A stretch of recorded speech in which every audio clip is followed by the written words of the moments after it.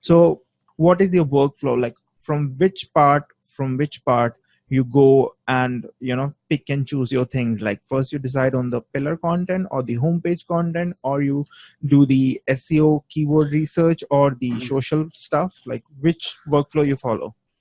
I think, and I'm gonna answer that question, but let me start with this.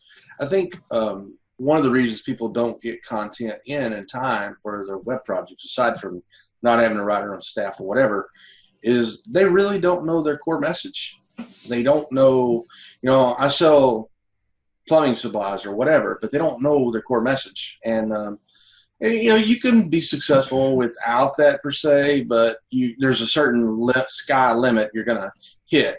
So I think if you're getting started with content for a website, whether it's a client's or your own, I think you need to start personally. I think you need to start with core strategy, the core message of who you are, and that the homepage and the about page, and your number one service or product page, and if you think about it, if you go back and look in Google Analytics, and I've looked at it many, many times, and I'm sure you have too, the homepage and the about page are almost always number 1 and 2 viewed pages. Yeah. And that's, most people would not be surprised about the homepage, but they might be surprised about the about page. That's how important the about page is. So I think you start there. I think you get that core messaging down, because it informs everything else, and it informs your blog strategy, and informs how you do your social media, how you do your email marketing, those kind of things. So once you dig on things and decide on, like, I have these things that I can cover in the content strategy of specific, say you decide on 10 different topics for 3 or 4 blog posts. So how do you refine and decide which blog post to write out of the shortlisted or the contenders that you've decided that may be relevant to specific business? Do you have some methodology for that as well? I'll wing it.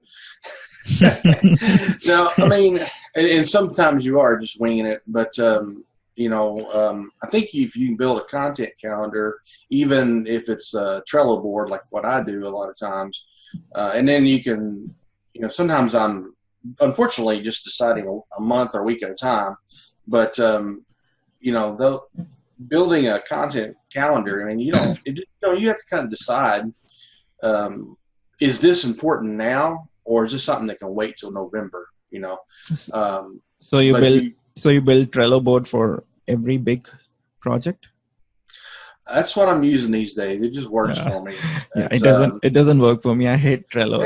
I prefer Google Excel sheets. I know, and to me, there's a lot of similarities, a lot of overlap. But for one thing, I can make a list in Notepad. Like, let's say I've got 10 topics, right? And I've got a Notepad. I can copy and paste that, and it creates 10 cards right there. Yeah, it's really kind of cool. But anyway, that's kind of how I look at that. But it's you build a content calendar. You might want to think about themes, or first year we're always thinking about renewal and new year and that kind of stuff. Well, does any of that content fit there? I mean, this goes back to the old magazine journalism content calendar thing. Really, it's you can match a little bit. You can say, hey, this quarter I want to talk about lead generation, and this quarter I want to talk about whatever, and you just kind of have to put that in place. Like, once you've decided, like, I'm going to write about these topics for a specific business project, the next part is in which format you're going to deliver specific type of content, because nowadays there are a lot of blog post formats, like how to post, list posts, curated posts, and besides, other than that, when you are dealing with the full content strategies, there's also slide shares or building videos or infographics. There are so many ways people consume content these days, and everything has to be considered in your content strategy. So how do you decide which part of content will be delivered or displayed in which format for a specific business? If you're wanting to do slides and videos and those kind of things, those are excellent places to do repurposing of content. Okay. So let's say you write a killer blog post on wedding planning, and what is it? How much does the wedding planner cost? Whatever. You could repurpose that into those particular pieces of content and share those at a different time. Some of them are better for social media, anyway. So that's one thing. I haven't gotten this perfect, but I envision in my head, and I haven't even come close to trying, but like a matrix, right? You got all these different blog post types, as you mentioned. Some I think get overused, like the list-based post that gets overused a lot, and I think a lot of times list posts are, depending on how they're done, but sometimes they're very shallow.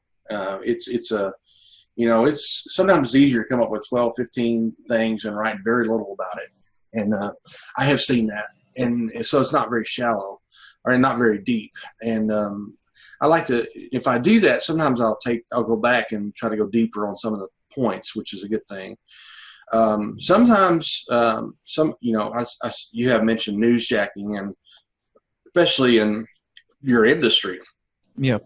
If you're an authority, you're somebody who talks about, you talk about Beaver Builder, and you're kind of considered an authority in the Beaver Builder space. And so maybe a new product comes out for Beaver Builder. People really want to hear what Defender has to say about this product.